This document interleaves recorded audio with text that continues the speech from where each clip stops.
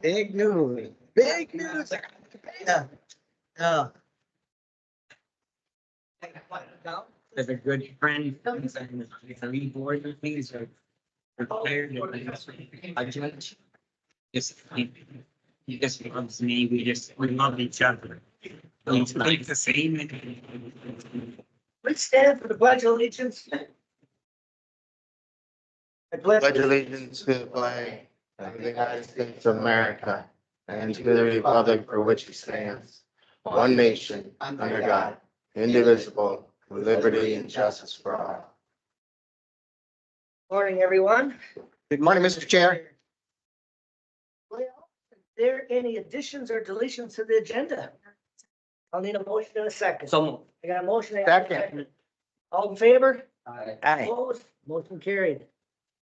We're gonna turn it over to our administrator. How about employee recognition, Matt? Thank you, Mr. Chair. I can't beat the buzz this morning. It's great to see so many people here. So for those being recognized and those that came down to support, thank you for being here. Quick administrative, procedural wise. So this morning, when you're getting recognized, I'll call you out by groups. So we'll call all the 5-year groups and you'll file up behind the board and we'll take a group photo and then the 10 and so on and so forth. And then when we finish with our 40-year recipients, then we'll all come up. If you were recognized today, everybody will come on up behind the board and join them for a group photo, please.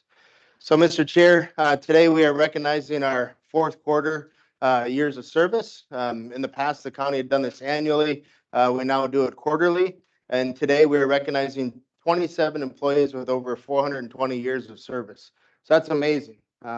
Obviously, you can see their credentials here where they fall on this chart, but that's an average of almost 16 years apiece. Our employees is what makes us different. And I've had the privilege of seeing other counties and how they operate and reading about them, and I'd put our staff up against anyone. So from the bottom of my heart, thank you very much for what you do each and every day to make Morrison County a place our residents are proud to call home. Our staff is exceptional. They're professional. They embody our resident-centric attributes, and they know that they exist for our residents in Morrison County, whether it's in our jail, Health and Human Services, License Bureau upstairs, the Attorney's Office, it doesn't matter. We are here for the people of Morrison County. So today we're going to recognize those that have served the county with distinction. And the way this program works, it doesn't matter if you do one day in 2024 or you do the entire year, you get credit for that year. So this is a time for us to also recognize some of our part-time intermittent that have stuck it out with the county, and we can rely on them to return year after year, whether it's, again, in our public works staff or maybe in the auditor treasurer's office helping out seasonally. So that's how this program works, and each recipient will receive either a piece of apparel or chamber bucks based on the amount of time that they served with the county. So without further ado, and some of these folks are not here with us today, either they're on shift or they're not available. Hopefully maybe getting some last ice fishing in somewhere safe. All right, so without further ado, Dan Sobiek, are you here? Yeah, there you are, Dan. Come on up. And behind Dan is Christopher Mrozic. Thanks, Dan. Appreciate it. Put on up. Okay, Brady Becker. Saw Brady.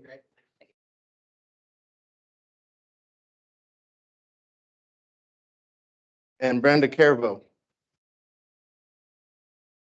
That's again. There you are.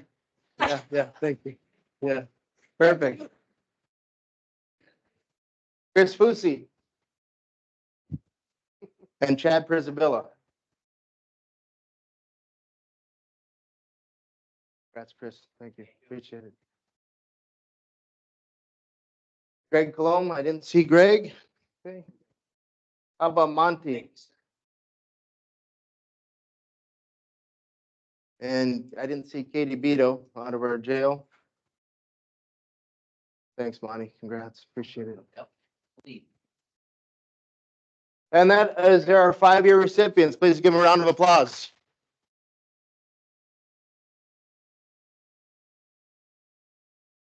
Get them situated, please.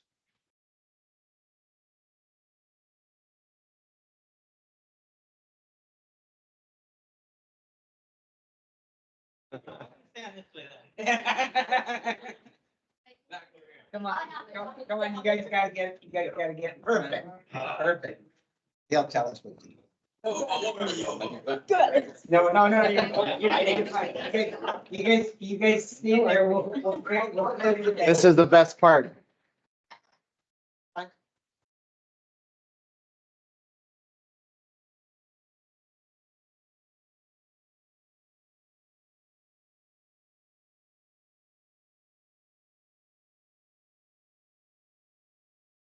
Can't leave until they. Yeah, all right, thanks, guys.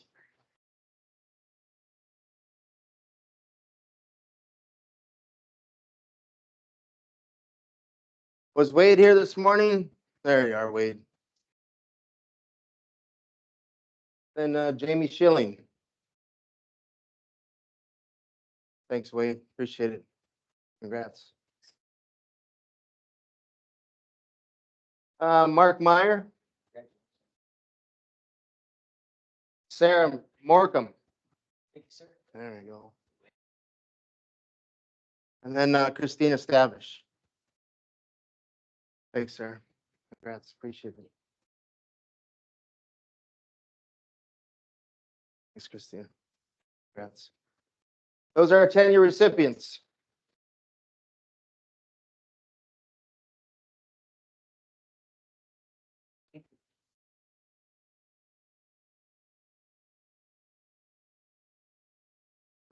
Stop right here. Stop right here. There you go. Is it good? Yeah, You like there you that? go.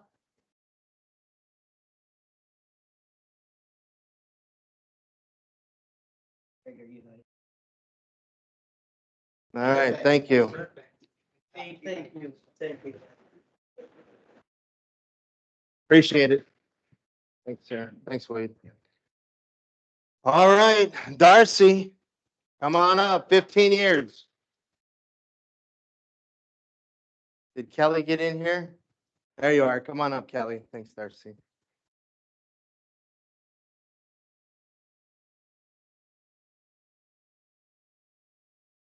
Congratulations. Thank you. Appreciate it. Amy Brill? Right? Those are 15-year recipients.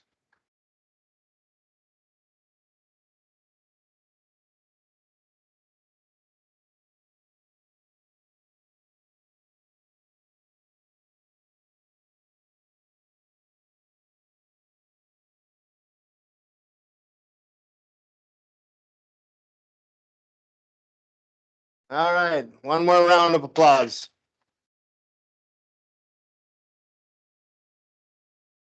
And for our 20-year recipients, come on up, our IT director, Amy Mittendorf. Congratulations. Thank you, ma'am. Cindy Bachin, there you are. Mike, you gonna pass her up? All right. Thank you. Congratulations. And Mr. Mike Chisholm. Thanks, Mike. Appreciate it. Our 20-year recipients.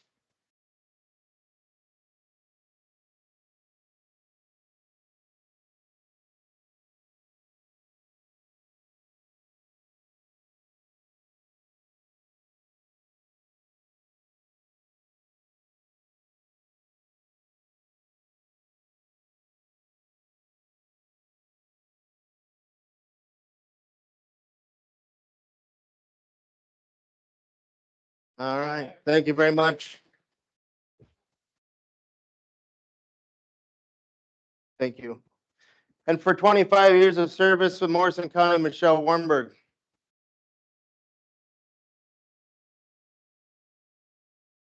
Thank you very much. And our recent Award of Excellence winner, Shannon, but I think Shannon's out. All right, Shannon Anderson. Cindy Smith.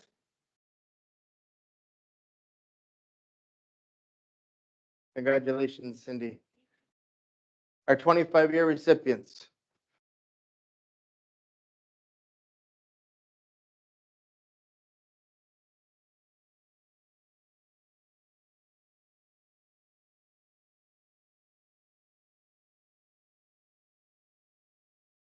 get him. Perfect.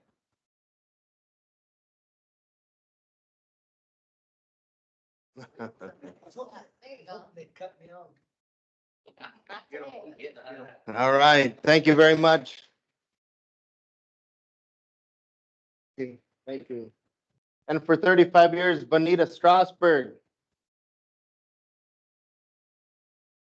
Thank you, Bonita. Thank you very much. Congratulations. Appreciate it. Renee. Where's Renee Wenner?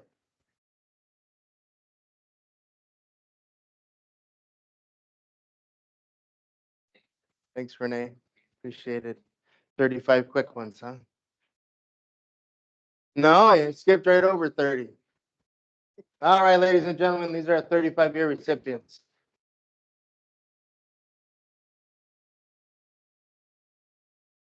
Thank you.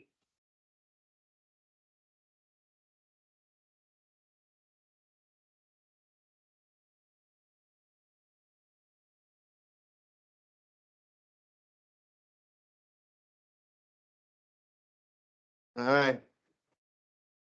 You don't have to go too far. We're almost done.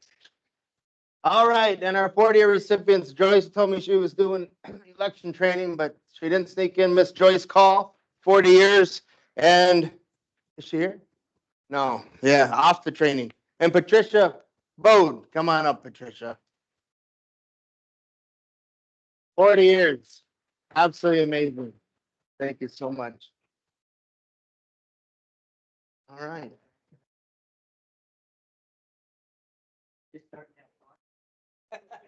Thank you so much.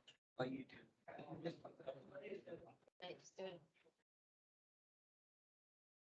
No, it's been around. Oh, we're gonna be in one line? Sure. Smile, Why baby. wouldn't we? Got it. All right. Okay, if you were,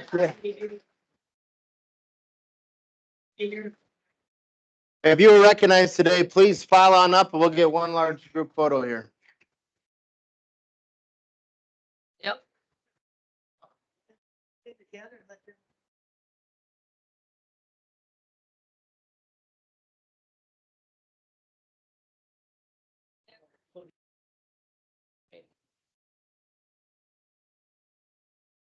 Yeah. How we doing? You gotta get in here. Well, the wheel.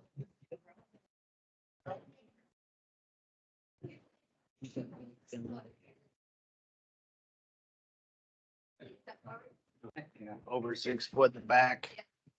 Under 6 foot. in the That front. might have to be pushed down here too. Squeeze together, everyone. Family photos. Pretend you love each other. Ladies, Eyes open. I'll put the certificate down. If, otherwise, if everybody brought it, otherwise we'll put all of it down. Perfect. There'll be 2 extra pages in the paper this week of all the photos.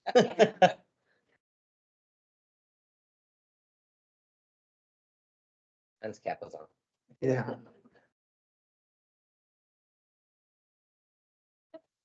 Four hundred and 25 years of service.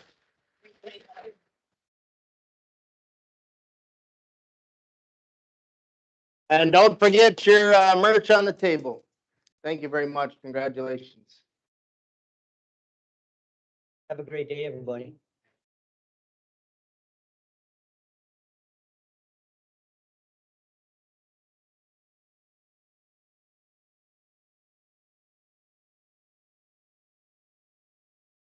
Thank you. Great day. Greg, is it your mic?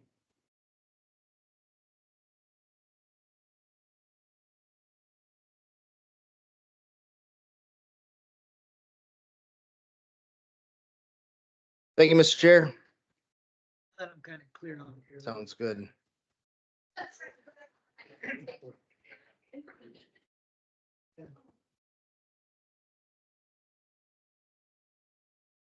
Right? Smarter? Yeah. I can hang with you. Oh, he's here for. Kelly. Okay. All right, thank you for that, Matt, and all the employee recognition. All right, moving on to the approval of the consent agenda. I need a motion and a second. So. And a motion, I need a second. Second. Does anyone have anything there they may want to have removed before I take the motion? Hearing none, this will be a roll call. Commissioner Lemire. Aye. Commissioner Zelinski. Aye. Casper. Aye. Blaine. Aye. Myself is aye. Motion carried. Initiative Foundation. Please come up to the microphone, state your name and tell us what you got. Morning, Carl Newbanks. I'm Director of Development with the Initiative Foundation. Good morning, Commissioners. Good morning, Mr. Chair. Appreciate the opportunity. I might just move this down so it's not just right between us. It's a pleasure to just have a few minutes of your time this morning to give a quick update on the foundation's activities and initiatives in Morrison County. I think you have our what we call the county update sheet in your packet, and I'll start there. I'll give some kind of historical numbers and then give some update on some more recent numbers as well as we work through this. You can see there in the middle, we track as a way to kind of measure. One of the ways we measure our impact is by tracking the dollars raised from within a county and then comparing that to the dollars that we've been able to reinvest back in to that county. And you can see those two numbers in the middle of that sheet. Since 1986 through 2022, I apologize, my 2023 numbers aren't back to me yet, so I don't have them to update yet this year, but $3.5 million in contributions from within Morrison County in that timeline, and about $12.3 million reinvested back into Morrison County in the form of grants, loans, and scholarships. From there, if you drop down to the bottom right-hand corner where it says economic impact, delivered 1,062 grants totaling $4.9 million and awarded 310 scholarships totaling $440,000, 1986 through 2022. Our grants and programming continue to support nonprofits and local units of government. We have our own innovation fund as well as several partner funds that I'll talk about in a little bit, making grants here in Morrison County. Again, lots of great work, lots of great projects supported. We continue to support emerging entrepreneurs with entrepreneur training and technical assistance. We continue to provide emergency relief grants to businesses across the region and here in Morrison County. We continue to support business owners with technical assistance and training as well, connecting them to our business finance program. We continue to explore clean energy opportunities through our grant rounds. We're trying to do a better job of highlighting economic opportunities related to clean energy opportunity across the region so we can help businesses or different folks find economic opportunities related to clean energy funding. And we continue to work on access to affordable childcare. It's been a pretty important initiative for us over the last few years, both grants to support that work and programming. About 7 months ago, we hired a full-time childcare coordinator. Jessica, she'll be working across all 14 counties to help us do an even better job of gathering stakeholders, identifying the needs, identifying the community solutions, and helping us find grant funding to give those community identified solutions some feet and make some progress. And I think we've had good progress here in Morrison County and a few projects that have moved forward because of that work. And we expect to see more of that in the future as Jessica's working full time on that initiative. So kind of a quick snapshot of where the grants are at. More recent grant numbers that I would offer. Total grants in Morrison County in 2022 and 2023, 188 grants for about $1.7 million in Morrison County. A big chunk of that was the Main Street Economic Revitalization Program that was here. This was a program funded through DEED that the foundation facilitated. And again, businesses applied and DEED kind of did their sorting and decided who was eligible. And then we were able to support those projects, a lot of them right here in downtown Little Falls. The total, there were two programs, it's confusing, Main Street and Main Street Economic Revitalization. DEED's not too creative with the names, but both of those programs provided 54 grants and about $1.1 million in grants here in Morrison County.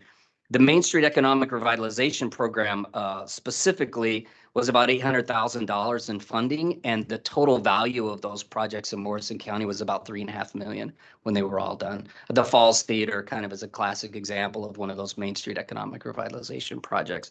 I'm real happy to support that kind of work. Additionally, recent grants in Morrison County related to childcare, help provide free CPR training to providers to help them with that, with those licenses and such. We're also providing grants and working closely with all 3 tech colleges in our region, Central Lakes, Pine Tech, and St. Cloud Technical College, so that anyone wanting to go into the childcare field can get that childcare licensure for free, basically providing scholarships to help folks get into that work, and also providing some scholarships to help high school students get licenses so they can work in childcare centers as well. So continuing that work, grants are flowing that direction. A couple also upcoming grant rounds that I would highlight. We received funding through a partnership with a funder from outside the region to provide a grant round focused on social isolation. I feel like a lot of folks working from home, we've all been isolated for years, maybe because of the pandemic. So helping address some of those social isolation issues. It's basically just a grant round that we opened up to the region and said, we'd love to see innovative ideas on how we could help address this. We've also secured funding with another external funder throughout the region to provide an additional, I want to say a little over $700,000 in grants across our 14 counties this year. We have the Deed Promise Act program that will be funneling through the initiative foundations. And again, those will be additional grants and support to businesses, as well as a Promise Act loan fund that will also be supporting businesses across the region as well. So happy to see all those programs coming online, new grant rounds. We feel like it's one of our strengths is to go outside of central Minnesota, find funding, secure it, bring it in and put it to work in our region. So we're pulling money from outside the region, putting it to work here, and not always just trying to pull more money out of the region, you know, to support grants and programming, et cetera. So on top of all the grants and the grant work that we do, we still manage our revolving loan fund. And those are the next couple lines. Since 1986, 110 loans totaling 6.2 million, creating or retaining 1,782 jobs. Our revolving loan fund is primarily a gap financing program. We try not to take the place of banks and their work, but banks will come to us and say, this is a great project. Maybe it's in a very small rural town. The bank might say, we're not comfortable funding the entire loan. With the foundation take second position, we'd love to see this business expand in this small town or stay in this rural community. And our revolving loan fund loves to jump in and kick in on those kind of projects and make sure that they go through. Really happy with how it's functioned. With all the activity in Morrison County related to Main Street and Main Street economic revitalization, in the last 2 years, we've only funded 2 loans outside of those projects in Morrison County. Those 2 loans are about $80,000 in lending, and both of those projects combined were about $500,000 projects together. So quite a bit of leverage there, which we're happy to have helped make happen as well.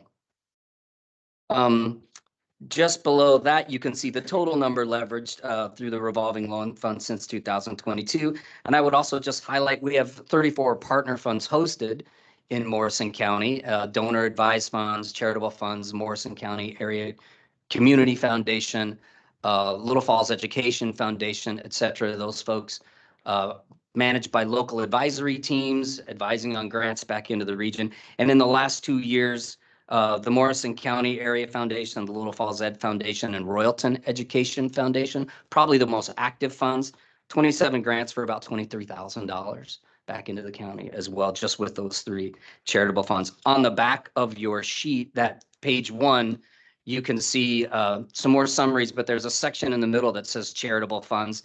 That's a list of all the funds that have awarded grants in Morrison County. So even though we only have 34 actually, let's say, located in Morrison County, many of our 140 partner funds are awarding grants that are flowing back in to Morrison County over the years.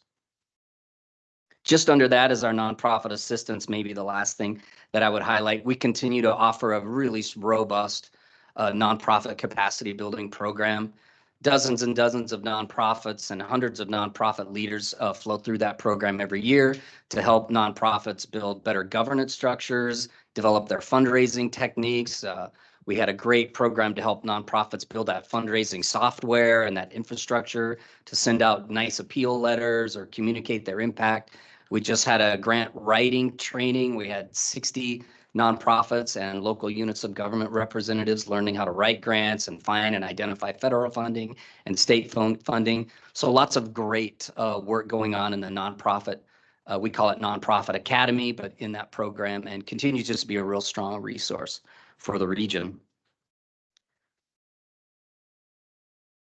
With that said, then I would just direct us back to the first page, and it's kind of like where I always like to land. We have this ROI number, which is just simply, you know, we take the amount that we brought in from a county and run that ROI formula based on the number we've been able to reinvest, and say for every dollar that we've collected, we've managed to actually turn it into $3.50 as investment back into Morrison County.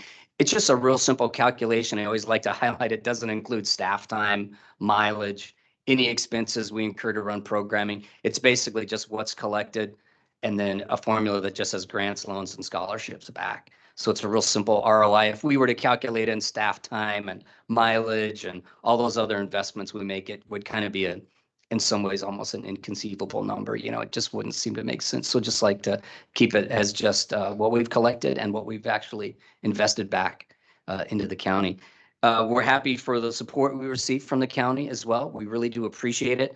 Not only does that support translate into direct service for the foundation, but I always highlight our grant writing staff will often get requests from funders, whether it's the federal government or the state, or perhaps the Wells Fargo Foundation is a more recent example of said, can you demonstrate that you have broad regional support for the work you do?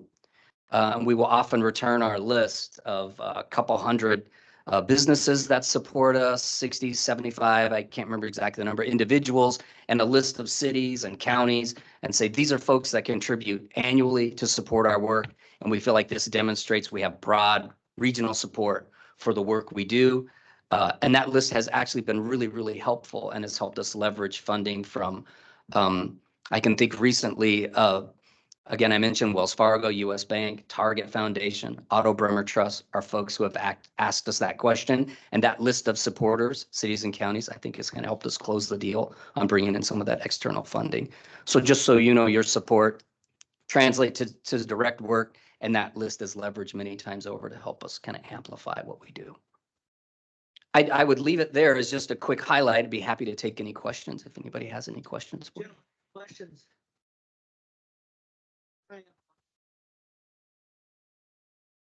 Great information that you're giving us here. Also shows, you know, how involved you are in Morrison County. My question is, you know, for people maybe in the paper, TV land, how does one apply or get involved to maybe say, you know, pick up some additional grant money from the Nation Foundation? They turn here in Little Falls, they go online, what happens? For sure. Many ways to get connected with us. We always encourage people to subscribe to IQ Magazine. If you don't receive it, it's free.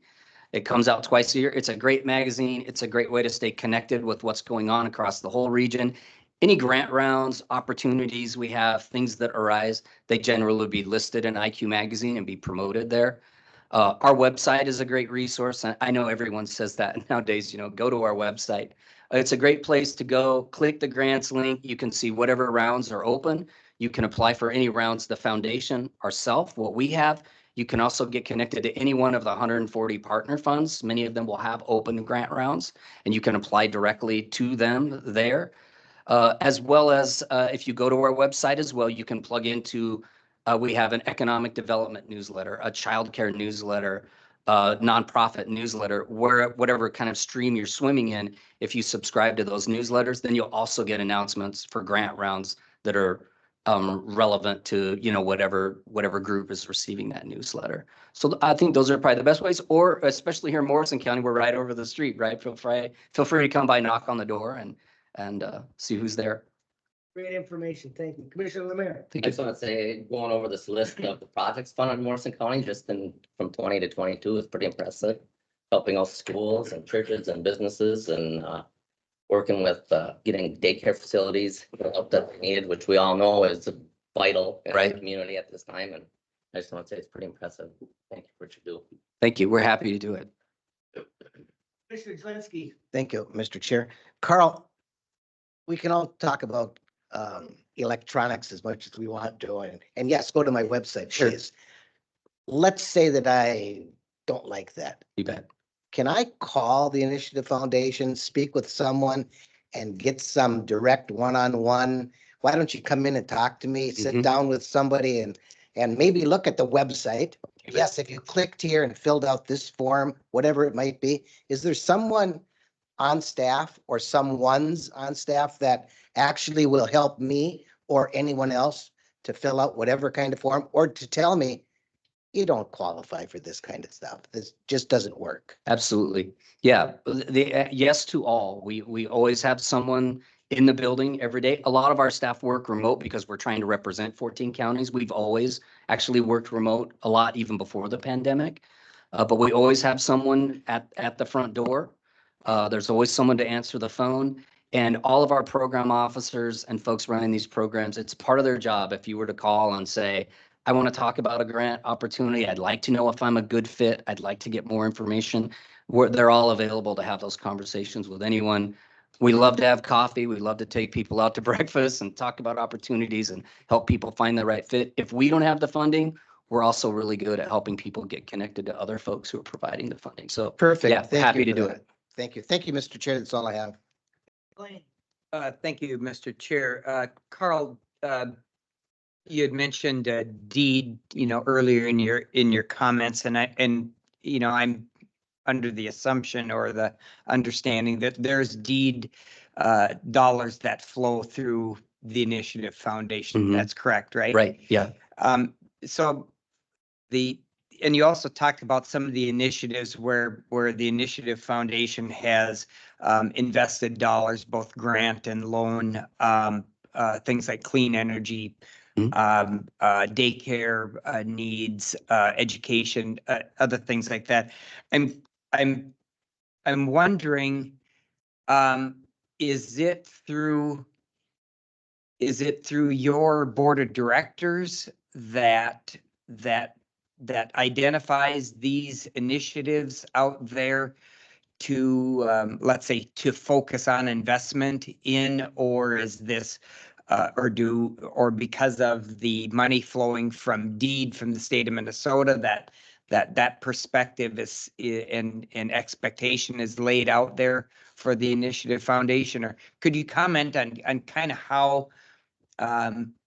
how your organization finds those or recognizes those areas to focus on, if you may? Yeah, for sure. So it varies, like you say, depending on the funding source.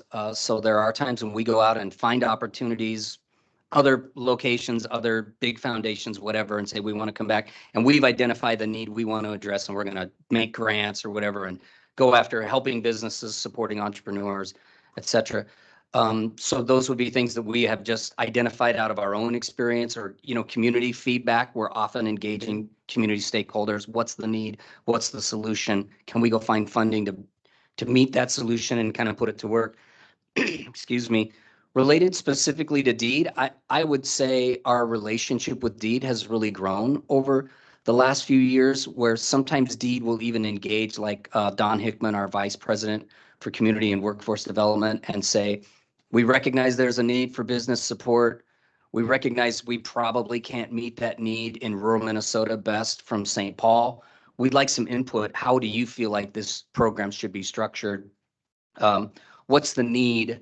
What should it look like? What's the best way to get this, support to small businesses, et cetera. And so I'd have to admit that from my perspective, we've gone through those processes, and sometimes deed has said, great, we're going to funnel that exactly what you've asked for. We're going to funnel that through, a lot of times through all 6 Minnesota Initiative Foundations, right? There's 6 of us supporting regions. Sometimes the legislature, though, still goes, and that was really good, but we're going to do it our way, which still happens, and that's fine too. Those funds still come to us, still come in, to the region, but maybe not with some of the specific, focuses that we would have liked to have seen. But it's still funding, coming from St. Paul, and coming into the region. So we're more than happy to do it. But hopefully, we're hopeful in the future that we can continue to partner with deed and help, shape some of that, because we feel like we're pretty well connected with stakeholders across the region and see a lot of what the needs are and what the best way to deploy the funding would be. But sometimes it works and sometimes it doesn't. But Well, and I'll just say, Mr. Chair, too, obviously, I recognize, our Initiative Foundation here has, has a special relationship with Deed as the new Deed Yes. commissioner is the former CEO here of the Initiative Foundation. So obviously, on a Deed from a statewide level, have a more intimate knowledge about Right. needs and issues that are trying to be addressed here in this region. And I think that's tremendous. I think creates a tremendous opportunity for the Initiative Foundation here and puts you probably in an enviable position compared to the other foundations across across the state there too. But um, uh, I think it's important, and I think you guys have done a tremendous job of identifying current needs out there that impact, greatest percentage of population out there. These are greatest needs, and you've been very creative to collaborate with different organizations, with Region 5 Development Commission. Right. And I very much appreciate that tremendous working relationship there, also with other foundations out there, the Bush Foundation, McKnight Foundation, others, to collaborate and really address some of those major needs that are out there that for a lot of leaders may look at it as being very daunting tasks. But you guys have really kind of led the way to say, if we put people together, we put resources together, we can tackle these things and we can make an impact. And obviously you've showed to us this morning tremendous impact within Morrison County here, and not slighting our other counties within the foundation footprint, but good things happening there, and we're grateful. Thank you. Chair. Commissioner Casper. Mr. Chair, thank you. Carl, just a question aside here. You had mentioned clean energy a couple times, and I'm just curious if you can give us an example of that. Yeah, we're exploring a lot of, I guess I want to say, strategies and ideas, and trying to secure flexible funding from a few other foundations that would allow us to continue to explore. Some of the ideas that we have thought about are, for example, if we could help food shelves electrify their delivery trucks. And you know what I mean? So it would be clean energy, and it would be a way to help all these food shelves modernize their fleets for these, delivery trucks. We've thought about, other ways that we could help. I'm trying to think, charging stations. Might nonprofits be able to install charging stations for electric cars and generate revenue off those if they had, the right location, et cetera. So now folks that need electric cars have a place to charge them, and nonprofits are, getting the revenue off of that. So we've had lots of interesting ideas, and we put a few feet behind a few things. We've played a lot in Sherburne County we played a big role in the Sherco transition there, and the recent, announcement for I think it was Sherco to sell land to Microsoft for a data center there. That was kind of a clean energy project of ours that we helped with and helped provide some rail feasibility studies and such, so they could move things forward. So we're curious about other opportunities, like that as well. But I would describe our clean energy work right now as saying we're looking for all these options and all these solutions, and engaging stakeholders across the region to say, what do you see? What would you like to see move forward? And then trying to find funding so that if we identify some real excellent solutions, we could help move those forward. It's kind of the same thing with a lot of the work we do. We don't sit in an ivory tower in Little Falls and say we've got all the answers. We get out and engage, community members and say, what's the problem? What's the solution? So in 14 counties, clean energy might look very, very different across all 14 counties. And we're trying to capture all that and figure out what we can move forward. Very good. Thank you, Mr. Chair. Gentlemen, anything else? Looks like you answered all the questions. Well, thank you for your time. My last comment is always, our biggest challenge is staying connected with the needs. And please don't ever hesitate to reach out to us or call or whatever you want to do to keep us informed of needs you see, opportunities. Again, across 14 counties, you know, even though we've got a good staff, we're spread pretty thin. Just always encourage people to communicate with us and try and keep us in the loop. We'd appreciate it. Great, Keep thank us you. informed. Thank you. Yeah, Thank you, great. Carl. Thank you for your Thank you support. very much. Thanks, everyone. Have a great day. You guys too. Appreciate it. Thank you. Recognize some other people here. Morrison County Health and Wellness Committee.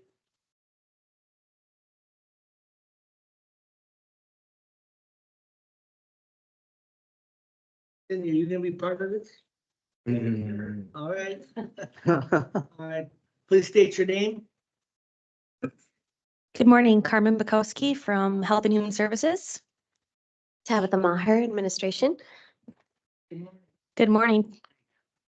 We are coming today just to share a little bit about what the Morrison County Health and Wellness Committee has been up to. Again, this committee is a few different representation from different agencies throughout Morrison County, looking at the whole county wellness and health and how can we support the staff that work here in Morrison County. So again, just going to share a few different things that we've been up to and some upcoming things. And so the Wellness Committee consists of Matt LeBlanc, County Administrator, Tabitha Maher, Administration, Kurt from Administration, Jim in Veteran Services, Aaron in Health and Human Services, and myself. And so we get together monthly, discuss what's happening around the county, how can we support other agencies that are doing fundraising or putting together different events.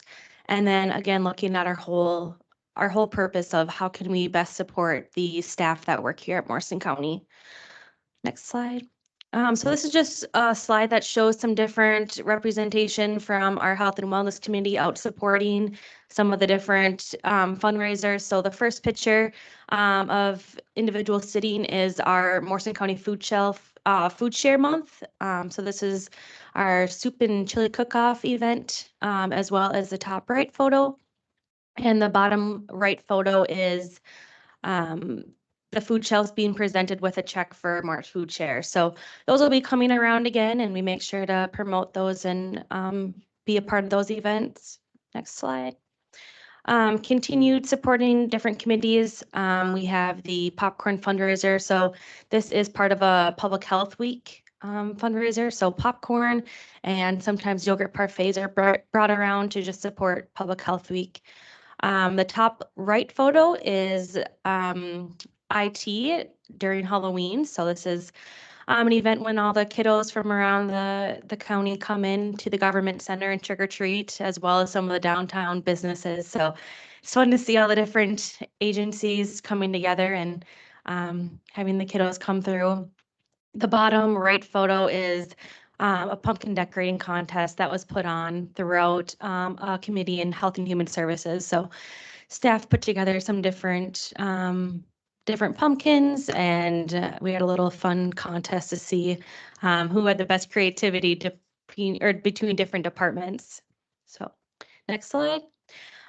These are some of the MCA events. So again, the MCA is a great community throughout the county. They help sponsor the holiday gathering and bring together the county as a whole. So some different events that have happened is the Root Beer Float Day, as well as a cookout and a beach party. The cookout uses the grill that the Health and Wellness Committee put together along with an outdoor space that came from this committee, and we've seen great success with that space. Next slide. This was another initiative that we put together last year. So there was conversation had with the different public works departments and wanting their staff to be able to have fresh, clean water when they're going out in the road or in their office. So we were able to fund through a statewide health improvement partnership grant, a water bottle filling station at the Public Works Piers shop, and they were able to replace the water bottle filling station at the highway shop. So this is the photo at the Piers shop of staff using the water bottle filling station. I have them send me updates a couple of times throughout the year, and they're definitely using it. So Next slide. Another event that Tabitha and I do every March is just put out some things on the internet for staff just to few reminders about healthy eating and living well. Through our health insurance, we're able to have a different portal that staff can go into and do different activities on their own time and have a portal about, everything from diabetes prevention to healthy eating, active living, and just making sure that we're using our full health insurance to help better the staff of Morrison County. Next slide. This is an update on our break room. So again, the break room, there was a survey submitted out to county staff just to see what they wanted during their time for lunch and their breaks. And so here's just an update of it. Some additional photos were added, some appliances, as well as the station that has some different board games that different county staff brought in. Usually you can go in the break room and find a game of chess being played and some different books that people are reading. I was in there the other day and there was a staff taking her 15-minute break. Just some peace and quiet. So great space to have for staff. This is the outdoor space and grill I was talking about. So again, the wellness committee put together an outdoor area and also a grill. There's propane funded through a community committee, the MCEA Foundation. And we have seen the grill used this past summer 50+ times by county staff over their lunch break. So a lot of people out there, if you come by during the lunch hour, you'll probably see the grill on and someone grilling lunch. So along with other organizations throughout the county that I've used it, Health and Human Services had a picnic, as well as a county-wide cook-off. Next slide. We were also able to bring in some different food trucks. These food trucks were all from Morrison County. So we put out the invitation to Morrison County food trucks if they wanted to come during the lunch hour for staff. And so we had Papa Joe's concessions as well as Bozer's Lunch Wagon come out during the lunchtime, and staff were able to go out and get lunch right outside in the parking lot. Another event that we spearheaded was a door decorating. So this was fun to see the different committees and also the different agencies throughout Morrison County come together and use their creativity. The jail won. They had the inmates even be involved with that, so that was pretty fun to see. And then you have the the Public Works shop, and then the Piers Public Works shop, and then Veteran Services. Another new event that we started this year was the Get Up Challenge. So this ran every Wednesday throughout January. It was 1 hour from 9 to 10 on Wednesday mornings. And it was just a way for staff to make sure that they're moving and getting up throughout the day and taking care of themselves. So staff were invited to stand while they work. And here are some different photos of different departments. I think we have representation from every single department, from some of the staff standing or taking a walk to the bathroom or filling their water bottle up during the day. And these are some continued photos of people standing throughout the day. And then this is another event that we started last year, and we have seen it now roll over into different departments. So this is just sharing some positivity. If it's sharing with your coworkers or other staff, you can leave a Post-it and then take a Post-it. The photo on the right is an appreciation station that was then put at Health and Human Services. And so it's fun to walk through and see there's little Post-its people can leave at your desk or at the copier, or just to give someone a little cheerful message to tell them that they're doing a good job. And then the last event is we had a survey that was done. Matt put out a survey to staff just on what they wanted to see for some different stress and mental health and how can we support the staff. And so we saw a huge number of staff wanting to have workshops brought in, or how can we promote some different wellness. And so we had one event back in November from Stonehouse Associations, and we are going to continue those. We're going to have quarterly events, and the next one is Let Go and Get Over It. So this will take place in March. Then we'll have 3 more throughout the year. We had very good participation from staff, and we look forward to seeing where that continues to go. Any questions or comments? Gentlemen, any comments, questions?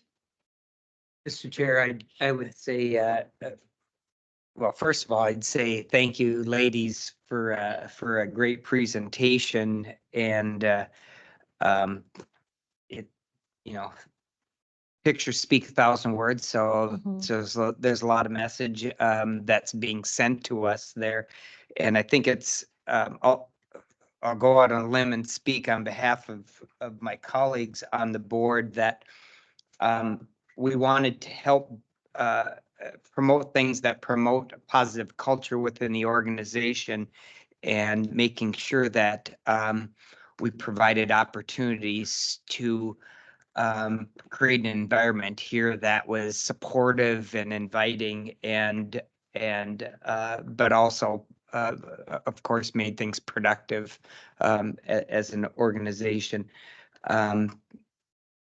I'm glad that there's been, that this committee has taken opportunities to look at things from maybe a different lens and look at doing some things that are different, that aren't done in other organizations or other businesses out there, that helps promote that positive culture. And I think that's extremely important for us, not only in the present, but going into the future.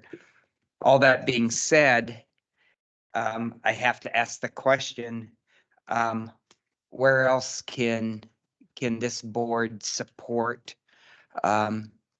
your group and the employees of this of the county? And what can we do to help improve not just the culture, but individuals within the organization? And I will say too, myself and all the commissioners were extremely impressed by the high percentage of employees that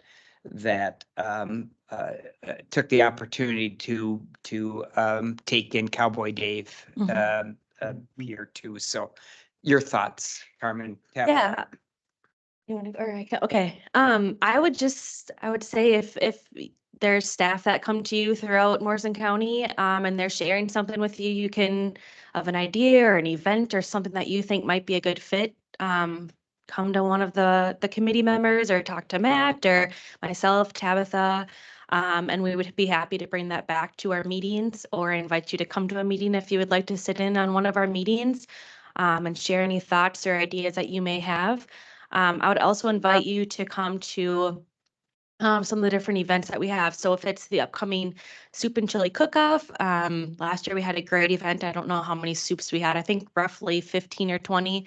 But I would invite you to come to one of those events and just mingle with the different county staff during those. The March Food Share Committee does a great job of putting those events together, and the Wellness Committee makes sure we support those just to bring the committees together and show their support, and also make sure that we're supporting the staff. So like I said, I would be more than welcoming to have you come to one of our meetings, supporting the different events that we have going on, and make sure to let us know if you're hearing anything out and about, and make sure that gets back to us so we can continue to move forward and continue to build this committee. The committee started now, it will be 2 years in April, so we're pushing ahead and looking forward to seeing what else comes about.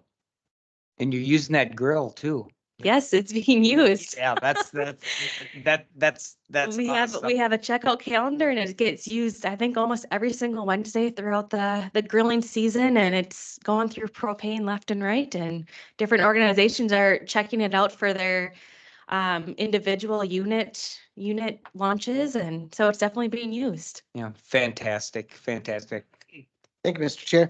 Tabitha, Carmen, thank you very much. First of all, great presentation. And I just want to comment on one thing. I'm not going to repeat your presentation because then I could comment on everything. I'm not going to. The Christmas door decoration thing, phenomenal. I just want to say that. I thought that was stuck out like a sore thumb, was supposed to. Yep. And to me, it was just a wonderful thing. That's not to say that any of the other stuff isn't, but I just want to comment on that one thing. That's all I have, Mr. Chair. Thank you. Yes, thank you. And it shows just, I mean, I think it's a good way too, where staff can come together if I mean, if they have that creativity piece, they can make that shine during this. I know motor vehicle had one where you even had to scan a QR code and it played a song with theirs. So a lot of great creative staff here throughout Morrison County. And Commissioner Zelinski kind of stole my thunder because that early was kind of interesting to me too. And one of the staff, I told him what my favorite character was for Christmas. And lo and behold, here I was walking through, come here, Commissioner. He says, try to find them. And then they had them tucked away in this little, there it was, you know, so again, everybody went out and out. And it builds such good camaraderie. Mhm. And thanks to our administrator, everything just to be part of all this here. So again, great job what you do. Thank you. Anything else, gentlemen? Commissioner Casper. Mr. Chair, thank you so much for that presentation. And you know what? You folks keep the workplace light and you do a lot of it with food and that wins a lot of people's hearts. So, and healthy food and pressing people to drink water. A healthy place is a good place to work. Thank you so much. Thank you. All right. Looks like we got this covered, but thank you Perfect. for the Thank you. And presentation. thank you Appreciate for your continued support. And like I said, make sure to come and see try some of our good soup and chilies and We'll be there. great. Thank you. Yes. Thank you. Thank you. Land Services. Thank you, Tim.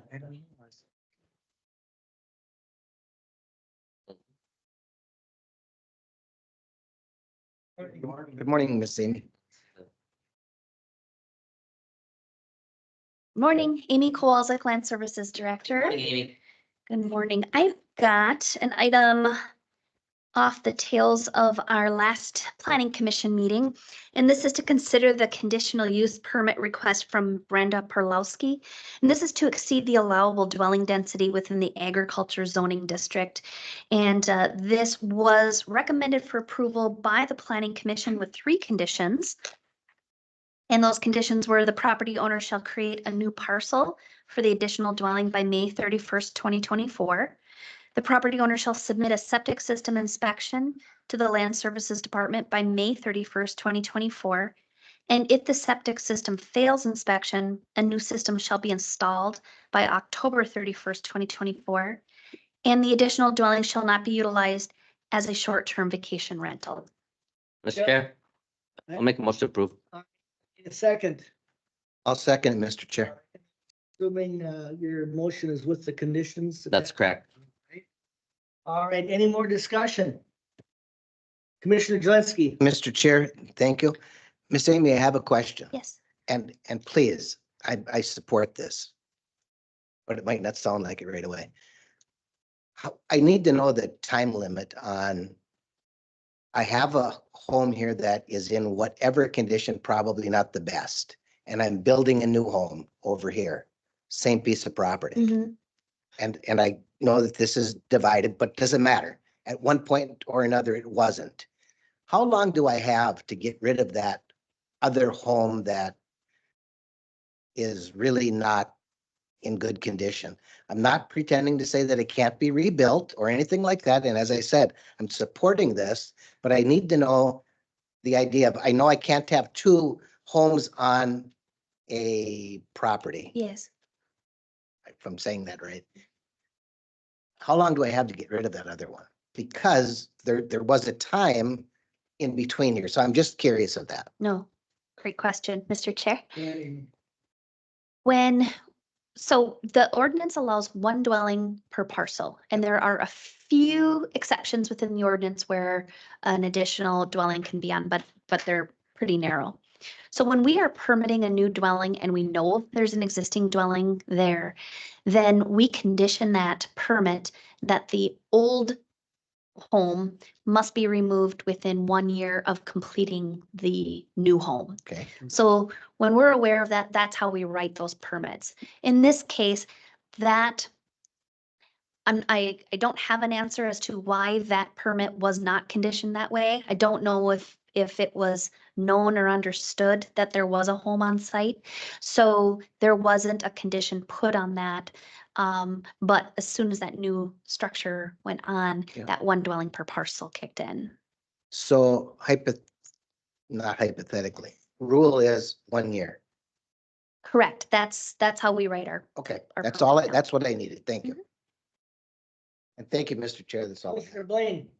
To that point, and thank you, Commissioner Jelinski, to that point, and you said, Amy, there's a narrow area there where it is allowed to have multiple dwellings.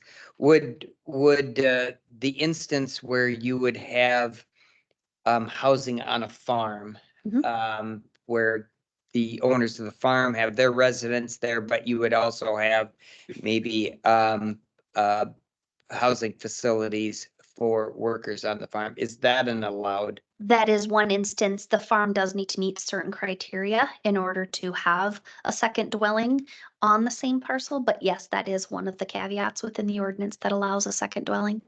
Thank you, Mr. Chair. Gentlemen, any more discussion? If not, I have a motion and a second. Those in favor? Aye. Opposed?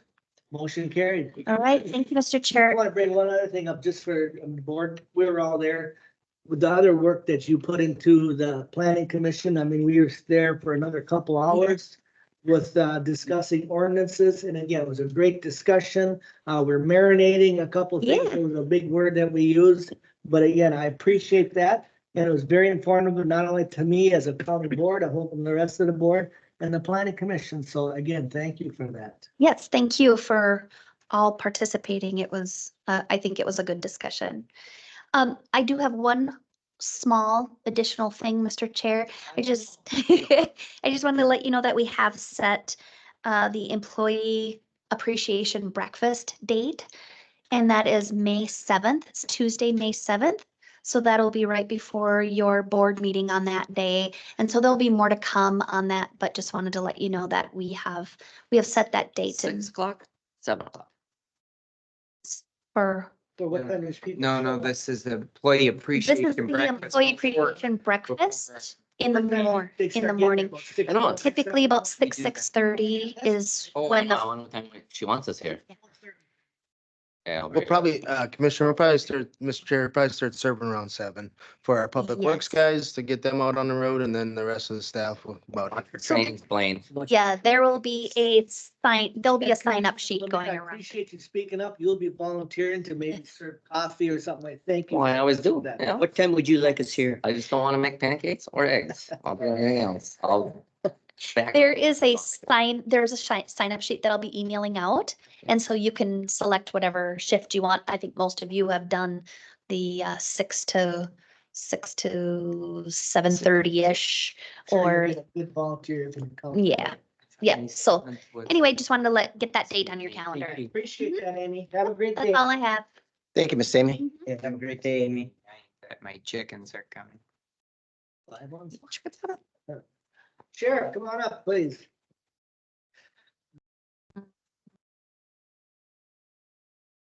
Morning, Sheriff.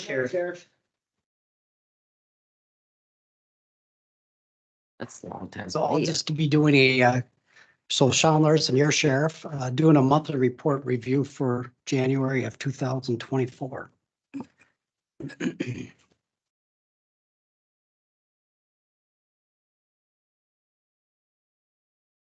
So kind of like we always do, we start off with a couple photos, just kind of highlights of the month. First photo on the top, you're going to see Deputy Jake Fashing, does a good job with our youth. He's one of the deputies that's always showing up at the schools.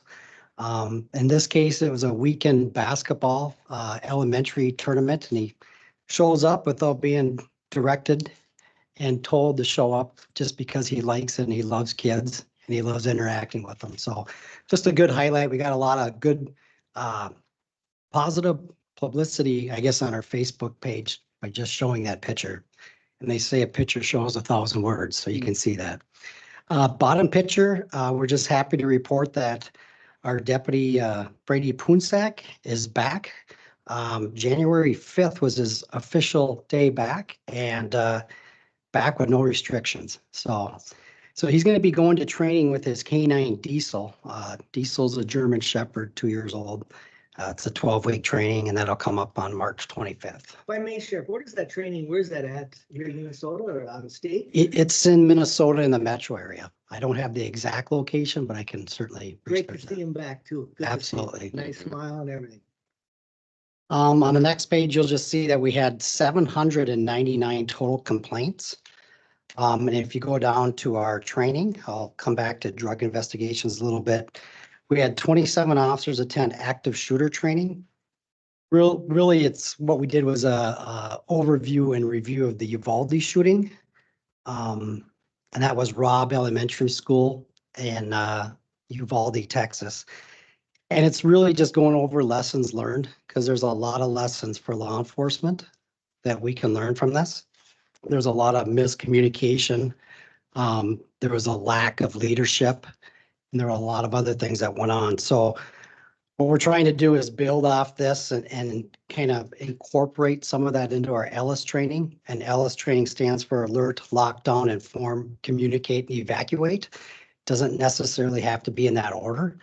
And so we're still active with our communities, businesses, schools, and as of recent here with our own departments in the government center. So that's been good.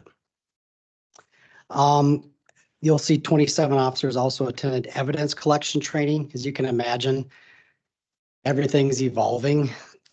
Training tactics change constantly. So Sergeant John DeCock put that training on for us, and just kind of like highlighting what's available today. If you went to a crime scene, what are we looking for? How do we collect that evidence? How do we send it off without tampering or basically, how do we do things properly? So that was a good class that he put on as well. If you look at our criminal complaints for January of 2024, we had 62 criminal complaints. Pretty similar to last year. We had 67 last year. Just a breakdown to highlight the bigger categories, you'll see the bottom purple quadrant, property damage. We had 13 of those were mailbox. One was electric pole, one a gas pump. And then if you look at our theft, which is going to be the upper left quadrant, majority of those were gas drive-offs. But again, we follow up with those, and that's just how it got reported. But I'd say about 80% of them are resolved once we get the registration and follow up with the owner. Usually it's just a mistake that's made at the pump. Sheriff, I'm gonna ask Yes, another sir. question. Again, not a big thing, but when you get your mailbox damaged or stolen, do they kind of move around and take them, or is it kind of always focused on one area, or is it the different classes that come into the area? Do you guys keep track of that? I know mine was falling in the Platte River here. Probably. Yeah. last fall. So Mr. Chair, kind of, well, our history with this is it's usually juveniles that are up to no good. Doing some nighttime, late night, early AM activities. And a lot of times it's just damaging the mailbox and leaving it lay right where it's at. But in your case and other cases, we find that sometimes they collect them and then they have like a dumping ground for them. And then we find out like maybe a week afterwards that, hey, there's a bunch of mailboxes, and then we can pinpoint they're from past incidents that were called in. So, but yeah, it's usually just juveniles up to no good. No one's really being specifically targeted. It's just they're blanketing certain areas of the county.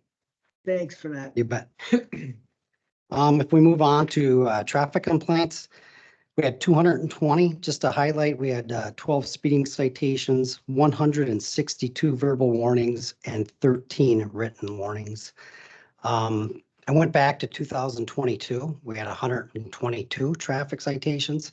So guys are doing a good job, but in 23, there was actually 291. So we're in the ballpark. We're just down a little bit. If you look at our 2-year comparison, it's pretty much down in every category except for civil process and drug investigations. So nothing really out of the ordinary there, just down just a little bit. If you go to the jail, you'll see in Morrison County, we averaged 26 inmates. Beltrami County, we averaged 20. Total inmates to include out-of-county inmates, we averaged 46. The next page, what I really want to highlight is out-of-county inmates with our Beltrami contract. We had 46 inmates that we held. We brought in $35,900. So things have been working out pretty well with our contract and with the inmates. Yes, it's not smooth sailing all the time. Sometimes there's fights and a lot of mental health in the jail that we're dealing with. So I pat the staff on the back for being able to, just do the best job they can and letting them know that we're bringing a lot of revenue and things are going good. So keep up the good work.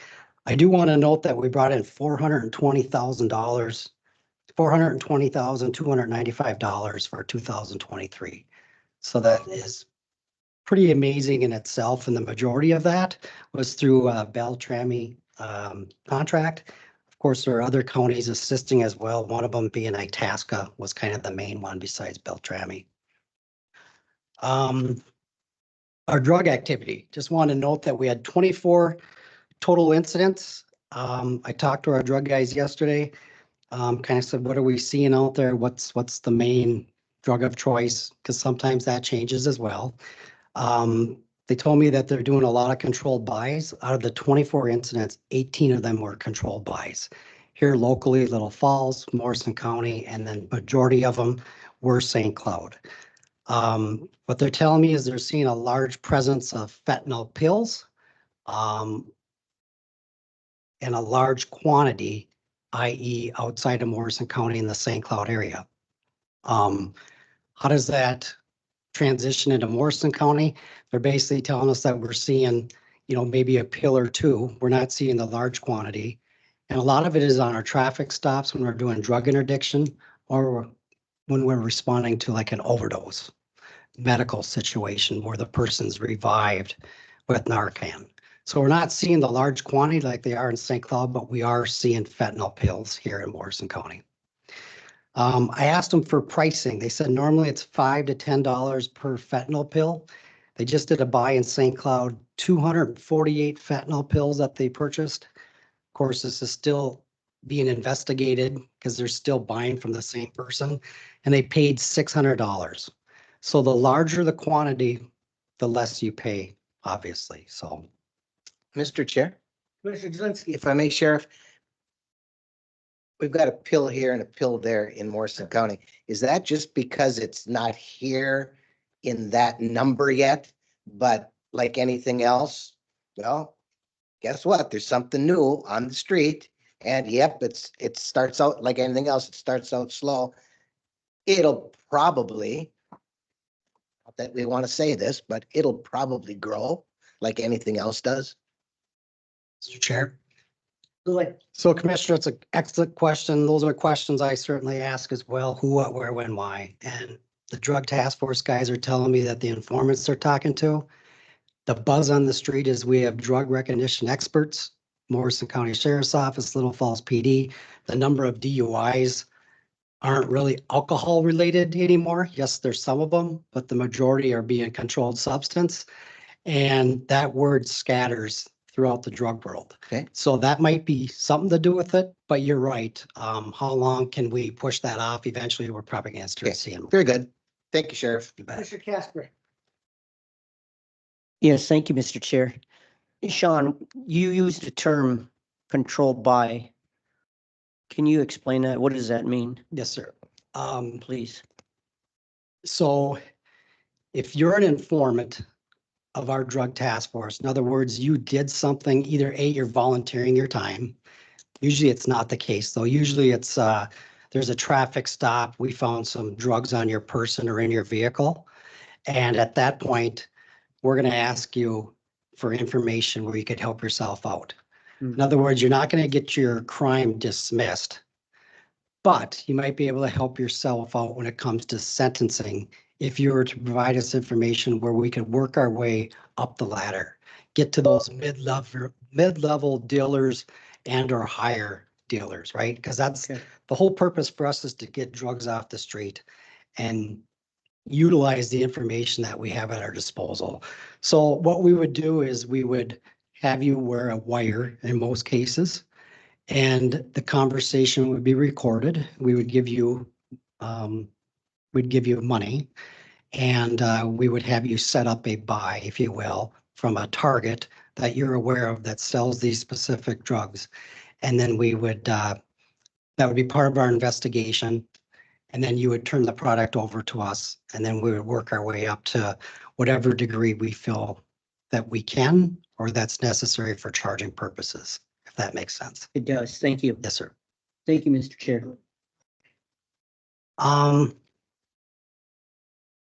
That's about it. I just wanted to mention one thing. So apparently there's something on the radio regarding the state seal in Benton County, what it would cost. Because that was publicized, I've been asked a couple times, and I'm thinking, well, if I'm telling community members, I just want you to hear from me.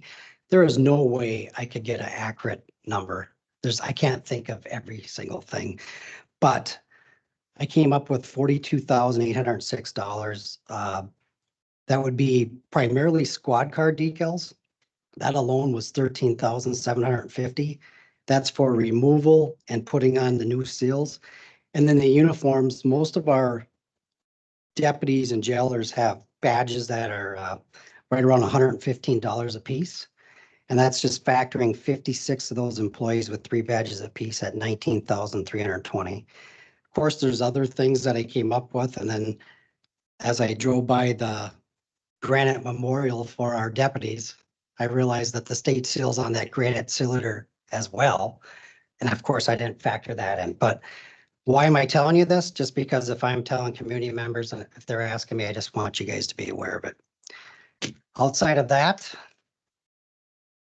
I don't think I have anything else unless there's any questions. Is it mandatory that you change them? No.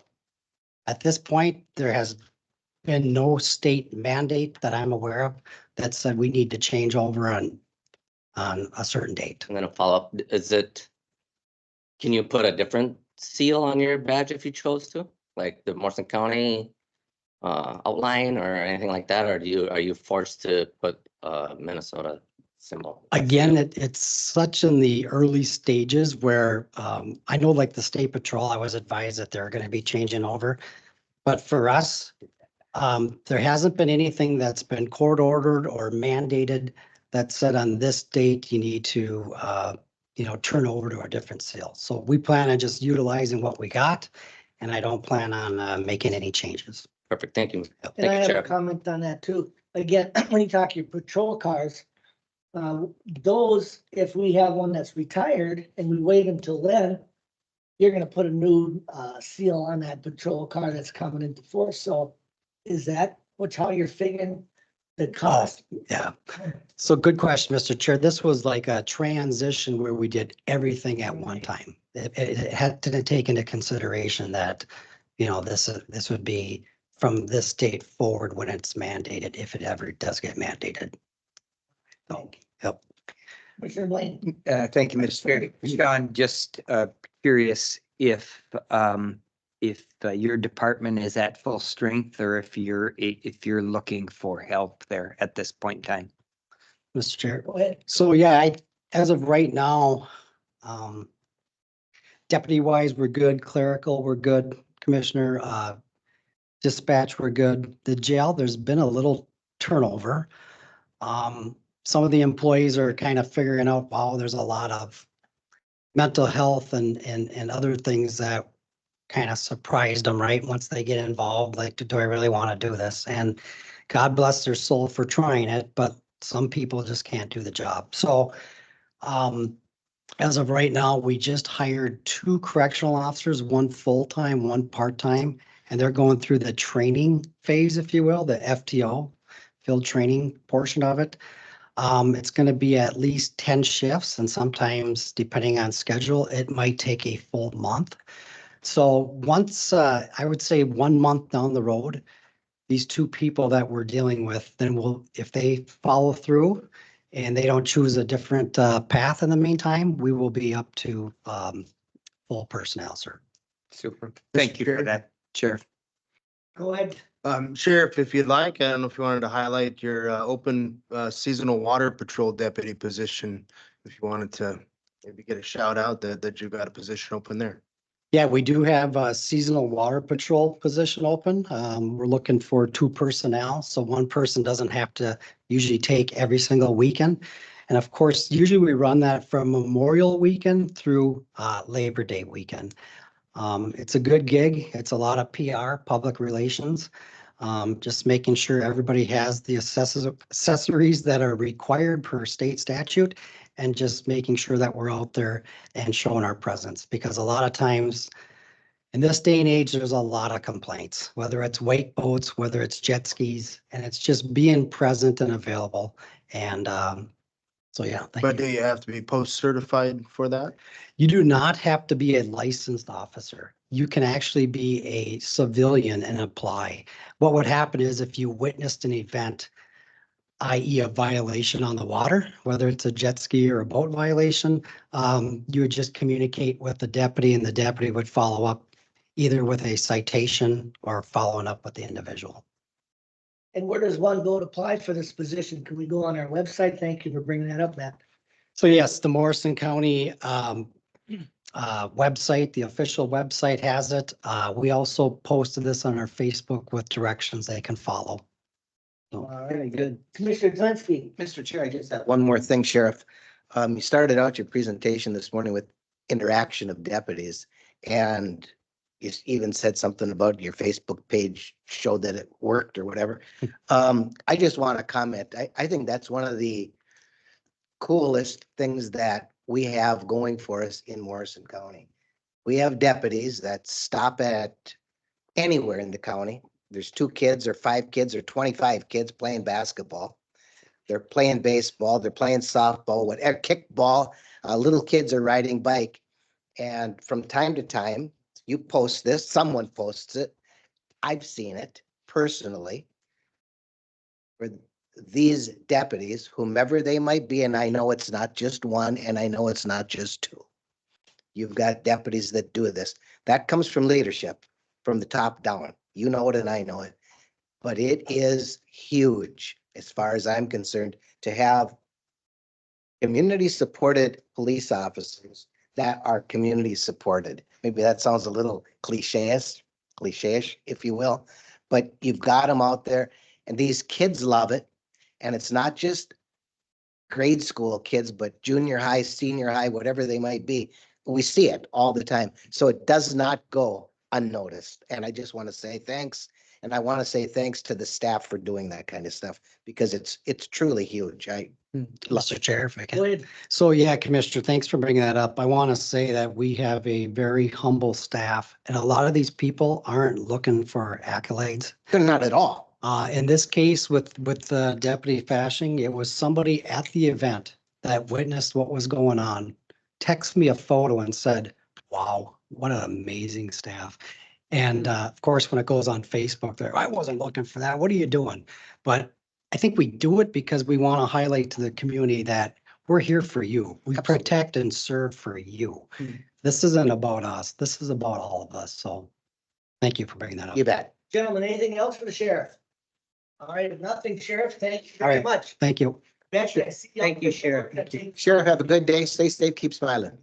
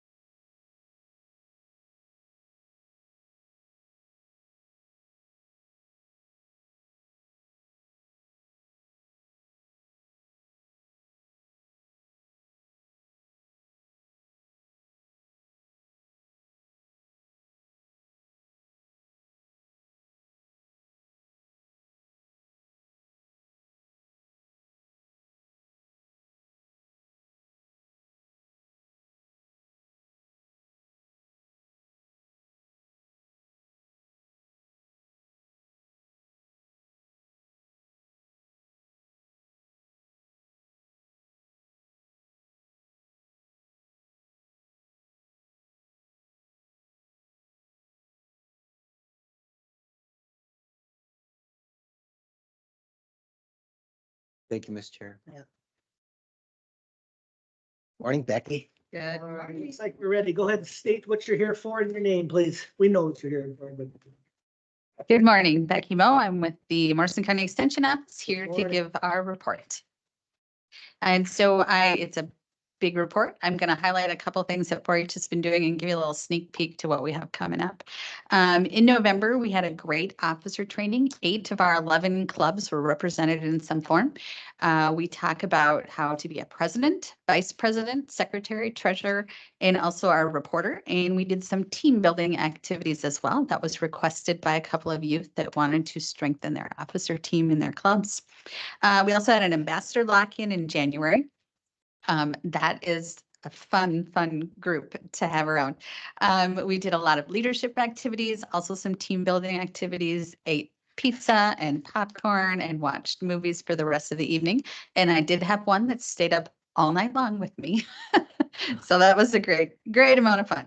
A few sleepers too. And then I did want to update you. I've been going through summer 4-H intern interviews. We have had one candidate that has said yes to the position. She just needs to fill out paperwork and go through her background check, and then I can publicly share her name with you. But I'm super excited. It's been a couple of years since I had an intern. They give an opportunity to provide more programming to Morrison County, and so it's wonderful to have her. A couple of upcoming things we have going on. New this year, we started an animal science cohort, learning about swine, sheep, and rabbits. And so we had our kickoff meeting just last week. Bunch of young people there, talked about different breeds and what is coming up. We'll have a session on nutrition for animals, selection, and also a hands-on session for showmanship as well. And so I'm looking forward to one session each month, and we'll be ready for county fair with these new people and young people. We also are doing Cloverbud Project Days. We just had one in February on puppets. Coming up in March, we'll be doing backyard birding, and then in April, a plants session.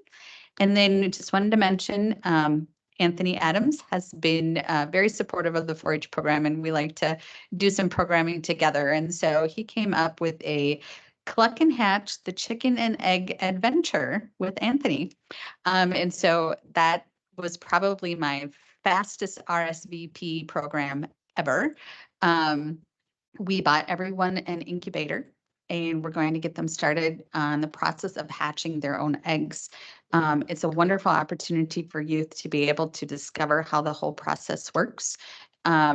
It's also really neat if they can kind of morph into ducks. Waterfall doesn't need any blood testing for the fair, so that's another unique option there. So Anthony is they'll take their incubators home and start up their process there, and then we'll meet 3 times, and he'll go over the different steps with the incubator and what you need to do for the eggs and the temperatures and the turning and all of those good things. And so we're hoping that they have a really good hatch. We would be in time to do some early market birds if they have a good hatch. And so there would probably be just enough time to do one more if they weren't as successful the first time. Those incubators hold like 4 or 6 eggs, right? The one that we ordered, I think, holds closer to a dozen. But it's fairly compact. I haven't actually opened any of the boxes yet.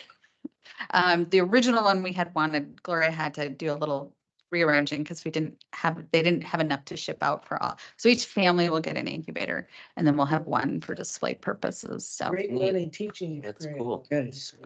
yeah, I'm very excited about that. So other questions the board has for me today? Mr. Chair, I'm just giving a quick one. You said my report was really long, so I thought I better. First of all, I'd like to encourage the board to make sure you look closely at this report, and there's a lot of good information in there.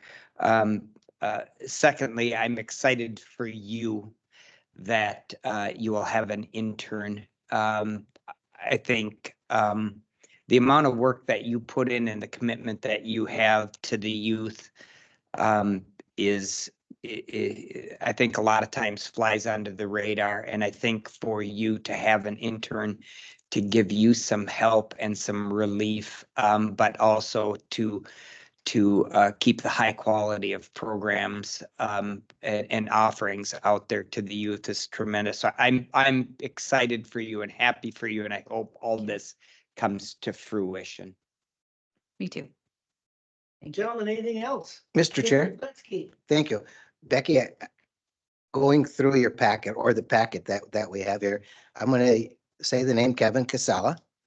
And I'm gonna hope that that's gonna ring something to you because I just want to hear some more about it, about his phonics workshop, phonics workshop, and I'm not gonna pronounce this stuff right. Aquaculture, hydrophonics, and aquaphonics. Can you, That was one of the programs that some of the other educators have been working on. So I Okay. wasn't a part of that one in particular, but Anthony actually did a program of like that for the 4-H program last year, where we actually built a small scale aquaponics opportunity, gave them all the necessary agreement or pieces and parts to put together their own. yeah, And so I believe this is on a, by the picture, a much larger oh, scale. much, yeah, absolutely. And so unfortunately, I really can't speak to it, but I do know our little small step into aquaponics was really neat to kind of see the opportunities where, you know, growing plants without dirt. Anthony has also done some opportunities where he's invited small minnows to come into the process where they're utilizing, you know, what's going on too. And it's beyond my scope, but it's extremely Fine, interesting. not a problem. Yeah. Very good. Thank you. That's all I've got. Thank you, Mr. Chair. Anything else, gentlemen? Thanks for the brief report, but very informative. Thank you so much. Clover buds this year. Are we getting a lot enrolled? They're fantastic. Good. They always are. I think we're up to 24, 25 new members this year. A large percentage are the Clover Bunch, which is K through 2. Yeah. So Good to see, good to hear. they're the beginning, and then we just keep going with There them. you go. So All right, thank you. much. thank you. Have a Thank great you. day. You too, Becky. Thank you, Becky. Moving right along, administrator. Thank you, Mr. Chair. I do not have anything for the board this morning. I know we are gonna go into committee reports, but, and then after that into a closed session and get an update from IT. Well, so we'll do the committee report, and then we'll go into a closed session. So if I may, Commissioner Jelinski, would you like to start? Sure, I will be more than happy to. What are the dates that you want to do? Okay.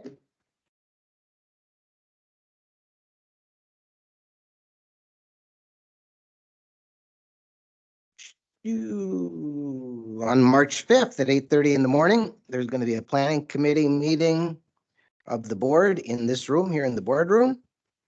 There will be no PCBOA that night. The 7th, I've got a project starting, so that's not going to work. I'm going to actually miss SECB Legislative Committee meeting, and I'm going to miss a Public Safety Communications Planning meeting. I've got a project that I'm starting at my house, and I just won't make it for that. And on the 8th, I'll also miss a Central Minnesota Regional Advisory Committee meeting because of that same project. On the 12th, at 9 o'clock in the morning, county board meets right here in the county boardroom meeting. It's election day. At 8 o'clock, Belle Prairie Township will have their annual meeting. On the 13th at 8:30 in the morning is a department head meeting. On the 14th at 10 o'clock in the morning, I've got a Central Minnesota Emergency Services Board Next Gen 911 meeting. That's a virtual meeting. Mr. Chair, that's all I have. Mr. Casper. Okay, Chairman, I have Thursday the 7th. I have a Central Minnesota Council on Aging. That's a Zoom at 10 o'clock. And then Mike and I will be attending Friday the 8th, the 8:30 canvassing board meeting. Right here. IT. IT What's training. that? IT? IT training. Okay, I gotta write that in there. And then moving down the line.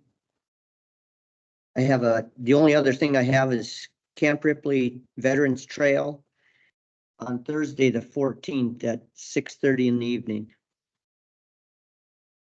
Commissioner Blaine, I have nothing else to All right. add. Commissioner Lemire, 11th, Yellow Ribbon Committee, 3:30, the Legion. 14th, Chamber of Commerce, 11 o'clock, at the Chamber of Commerce. That's all I got.